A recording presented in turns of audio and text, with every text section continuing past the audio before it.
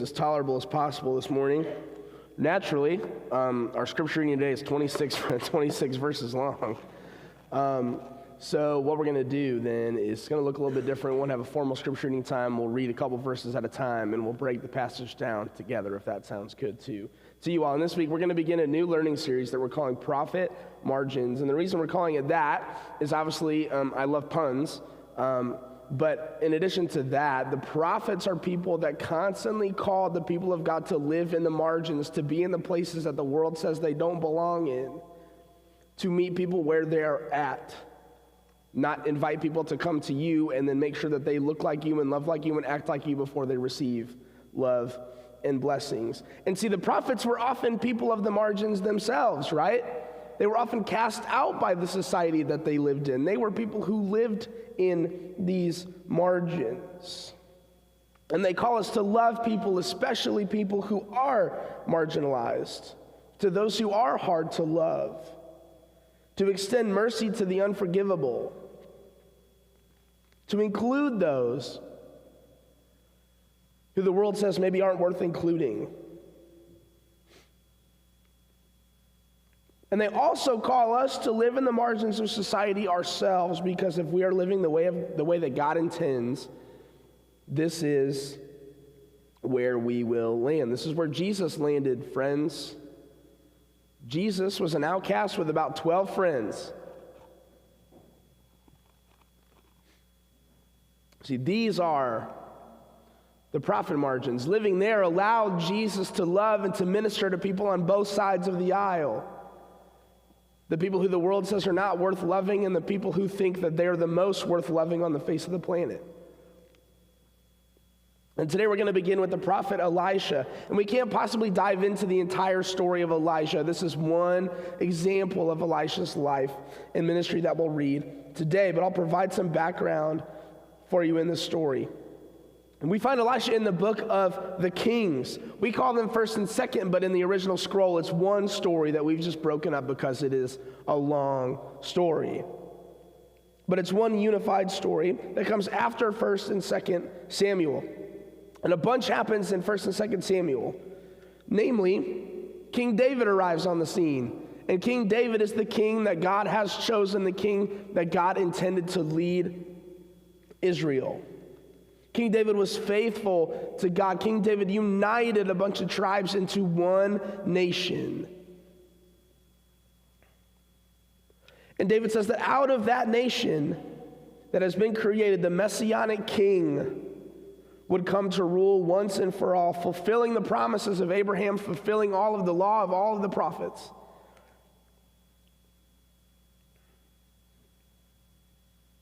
In the book of 1 Kings begins with the death of David, who passes on the kingdom to his son named Solomon. And throughout the book of Kings, what we see is king after king after king after king after king, and every single one of them fails miserably in their faithfulness. There are 40 kings mentioned in these books, and 8 of them, according to the scriptures, receive a positive rating. That's 32 bad kings. And even those 8, friends, are not perfect.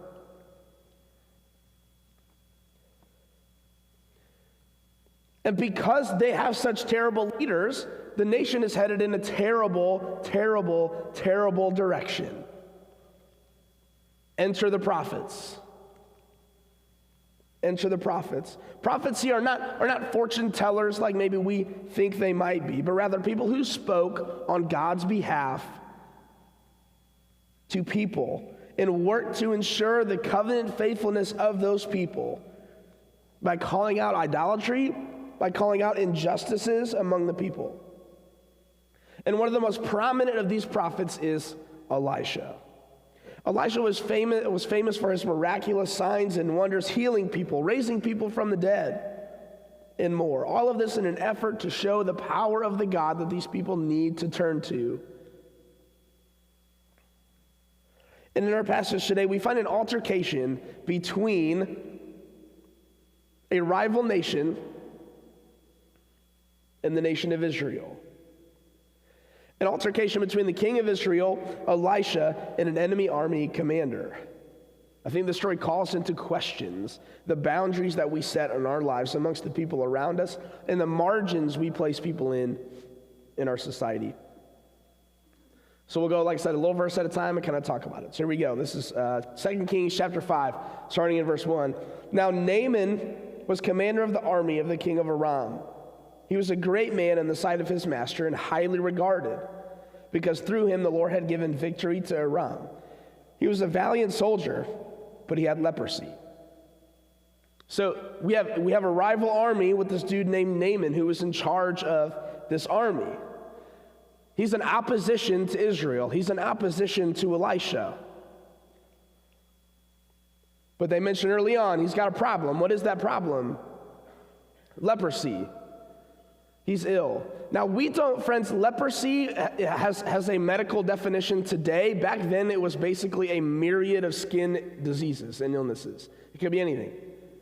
And a lot of times, the way that it would look, if you had acne or something like that, you were sort of graded on how bad your leprosy was and how much of an outcast he would be. So he's got some form of leprosy, concerned enough about it that he's trying to do something about it in this story.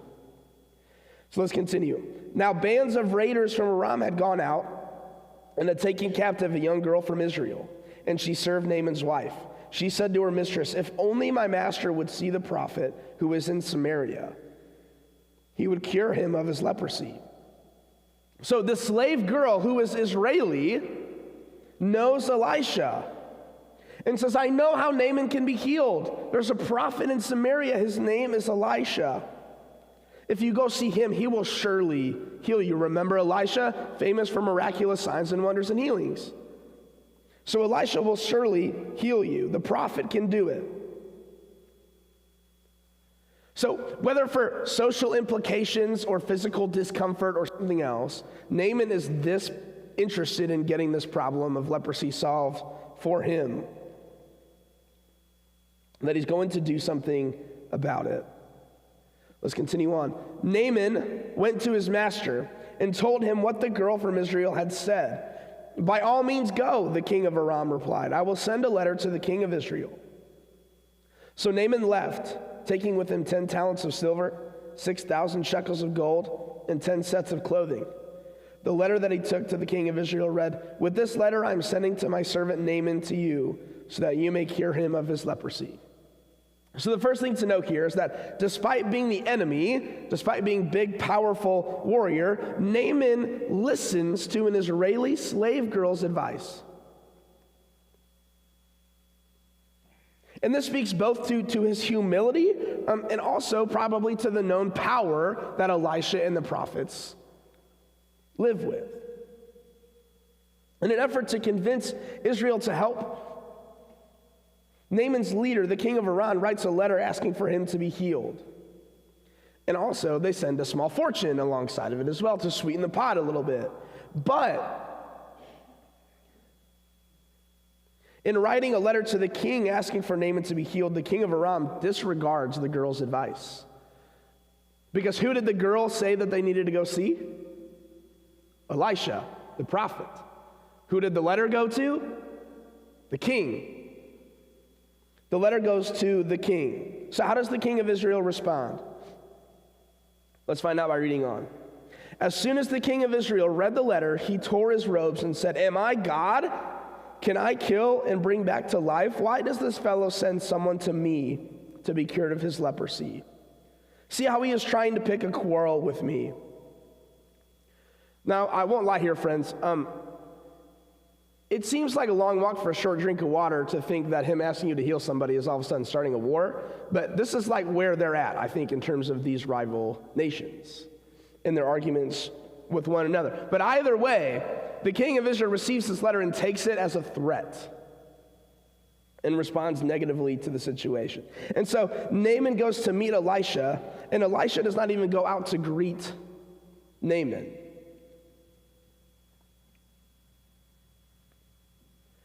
We'll see what happens when this altercation comes about. See, because the king recognizes that it's not the king that heals people, it's not the prophet that heals people, it is God that does the healing. Look, he says, "Am I God? Can I do this?" You're asking the wrong guy, and he takes it as a threat.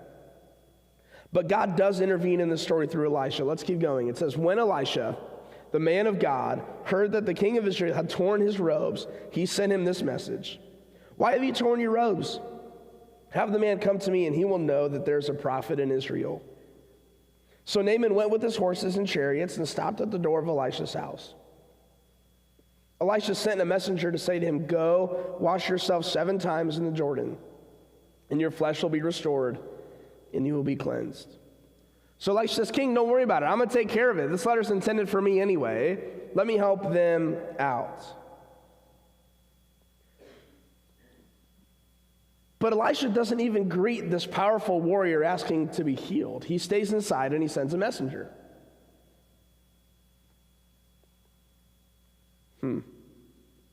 Now, here's the background behind this. This is probably for ritual cleanness purposes. What does Naaman have? Leprosy. What makes a good Jew ritualistically unclean? Leprosy.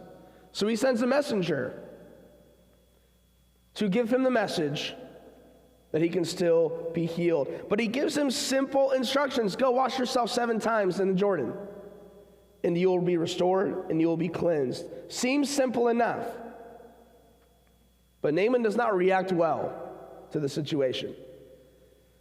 Let's keep going. But Naaman went away angry and said, I thought that he would surely come out to me and stand and call on the name of the Lord his God, wave his hand over the spot, and cure me of my leprosy. Are not Abana and Pharpar, the rivers of Damascus, better than the waters of Israel? Couldn't I wash in them and be cleansed? So he turned off and went in a rage. It's ironic to me that Naaman is humble enough to listen to an Israeli slave girl, but then says, why are you not treating me better, when he gets to Elisha, who offers him healing, who he clearly believes can do it. And he says, I'm the powerful Naaman. Surely you will come visit me, and surely there's better water than I can go to than the disgusting Jordan River. So he storms off instead. But the story's far from over. Naaman's servants went to him and said, my father, if the prophet had told you to do some great thing, would you not have done it? How much more then when he tells you, wash and be cleansed? So he went down and dipped himself in the Jordan 7 times, as the man of God had told him, and his flesh was restored and became clean like that of a young boy. His servants seem to be into the idea, and they try to calm him down. It's interesting. When Naaman meets another authority, he challenges the authority with his own authority, and yet is very patient with his servants.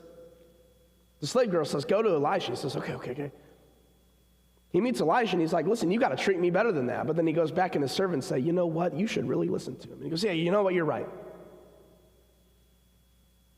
But his servants seem to like this idea, and they appeal to his ego, don't they? They say, if he would have asked you to do something great, you would have done it, no doubt. So why can't you just do this simple task?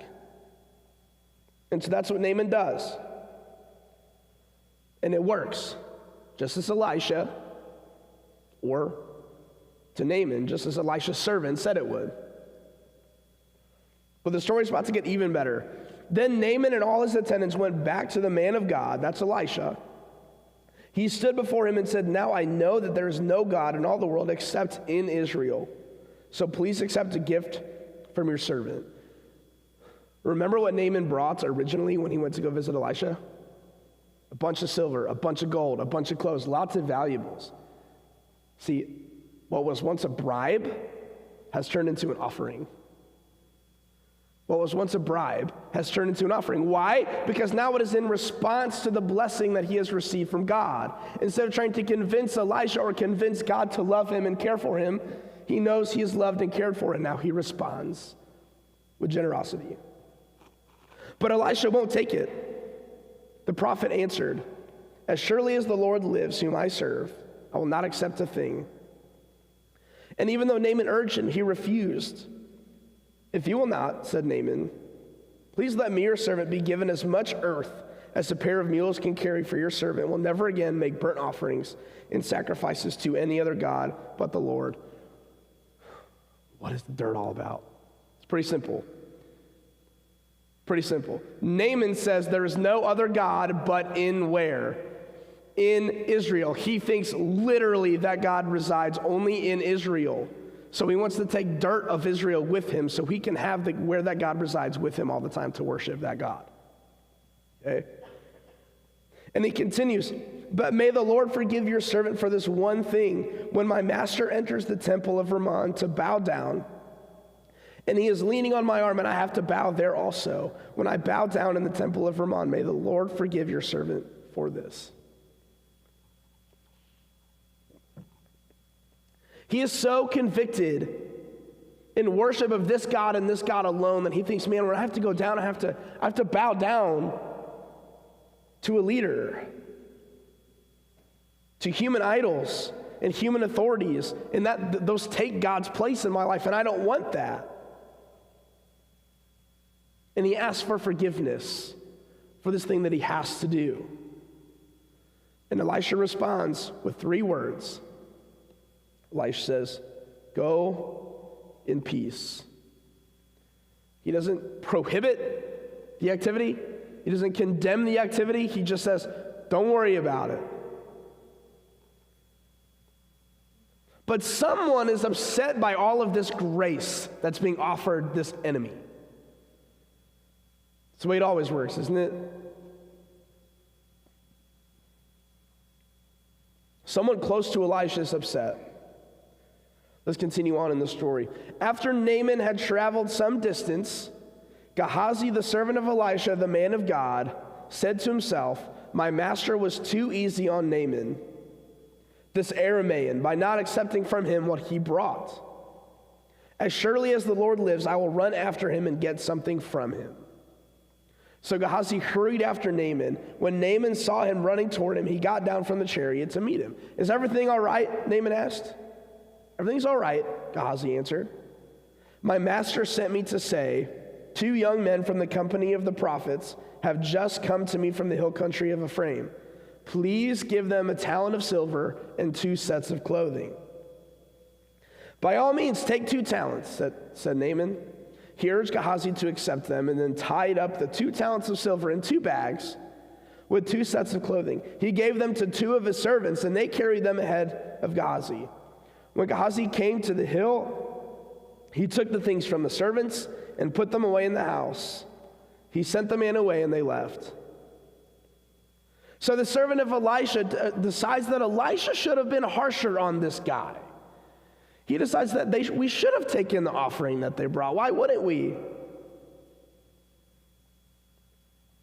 So he chases him down. He lies to him and says that Elisha has sent him, and he was going to take some of that offering with him. But instead, he took what he asked for and more, plus the help of the servants, and kept it for himself. This guy probably feeling like Naaman owed them something. He's still the enemy after all, is he not? Feeling like Naaman owed them something and probably feeling greedy also, thought Elisha is never going to find out about this. We're going to keep going. When he went in and stood before his master, Elisha asked him, where have you been, Gehazi? Your servant didn't go anywhere, Gehazi answered, lying again. But Elisha said to him, was not my spirit with you when the man got down from his chariot to meet you? Is this the time to take money or to accept clothes or olive groves and vineyards or flocks and herds or male and female slaves? Naaman's leprosy will cling to you and to your descendants forever. Then Gehazi went from Elisha's presence, and his skin was leprous. It had become white as snow. I guess that makes me a leper. So Elisha questions Gehazi, but Gehazi lies again.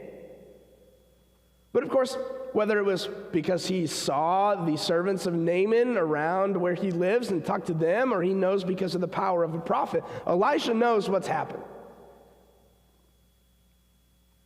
But let's pay attention to Elisha's frustration. Is it with the lying of Gehazi?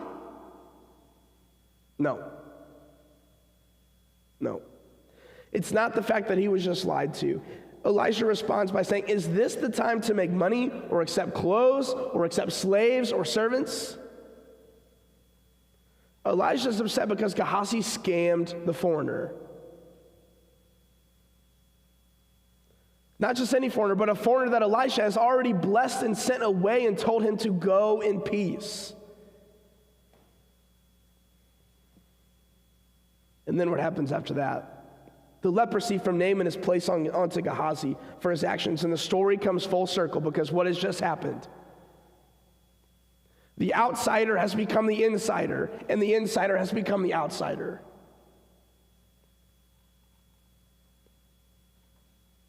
But what is it that the insider is cursed for? Is it merely the fact that he's an insider? No. It's because he treated the outsider like an outsider. The insider is cursed when he treats the outsider like an outsider and not like an insider.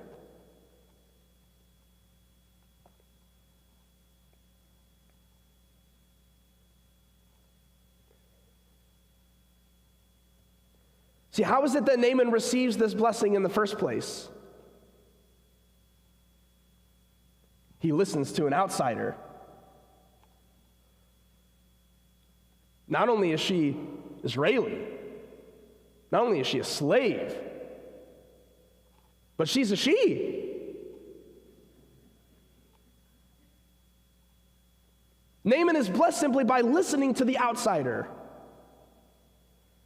He believed that even though she was a slave, even though she was from Israel, even though she was a girl, that she had something to offer his life, that she could still bless him. And it's marginal in our society and historically in our world to believe that someone on the other side has something to offer you. It's marginal to listen to them. But not only should we listen to them, we should include them. We should work to bless them. Being marginalized in the world is not a curse, according to Elisha. The only curse, according to Elisha, is treating people as if they're marginalized. Elisha recognized that this world is very good at drawing lines, that this world is very good at building walls, but Elisha did the work of God to build bridges over the margins that separate us. But I also want to pay attention to the fact that Elisha did not bend away from his faith convictions in order to do what he did. Elisha was religiously and ritualistically unable to interact with Naaman physically at first, but he did something to bless him anyway. See, he's not being standoffish. Elisha is allowing nothing to stand in between him and blessing Naaman, the enemy. See, the border and boundaries between them could not have been further. They were competing kingdoms that were quick to fight. They had religious differences. One fought for peace and the other a warrior famous for bloodshed. One obedient to the law, the other ceremoniously unclean. One proud and the other humble. But Elisha didn't let that stop him from being a blessing in Naaman's life.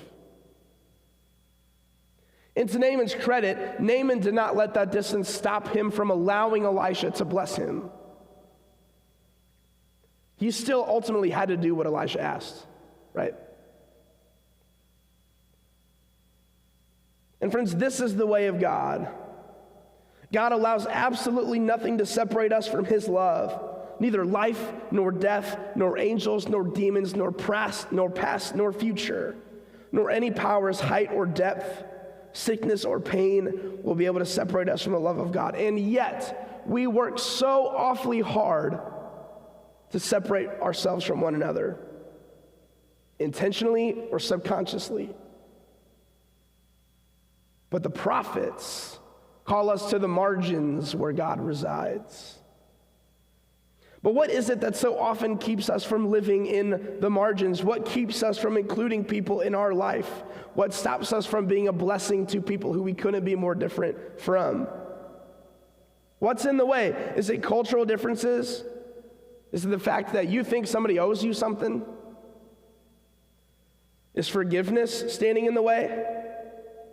Is it political affiliations? Is it nationalistic ideas? Is it surely the fact that their ideals are just too different from mine? They don't, making the statement that they don't deserve my blessings because we don't see eye to eye on everything.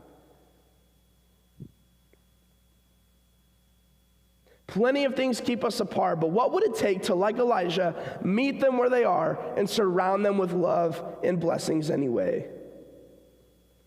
See, because if it means that people in your circle would judge you for it, that wasn't enough for Elisha. That wasn't enough to stop Elisha, and it's not enough to stop God. Once we realize that this is the way that God loves us, as messed up as we are, as confused as we are, as backwards as we are, that God still loves us, pursues us, showers us with grace, and wants us, then we're able to love others the same way. What would our world look like if we did this? How would your life change? I think your life would be blessed because you bless others, especially those who the world may say aren't worth blessing. Our church and our community would look different because not only would everyone be invited, but everyone would be wanted. Everyone would bless one another, even though we are continually being convinced that we exist to curse the opposition. But in the upside-down kingdom of God, the last are first and the first are last. The outsiders become the insiders.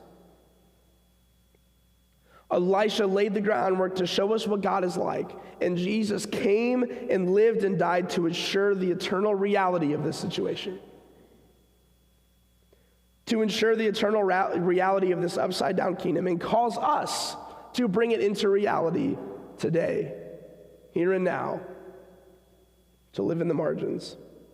And the place where Jesus meets us in the margins is right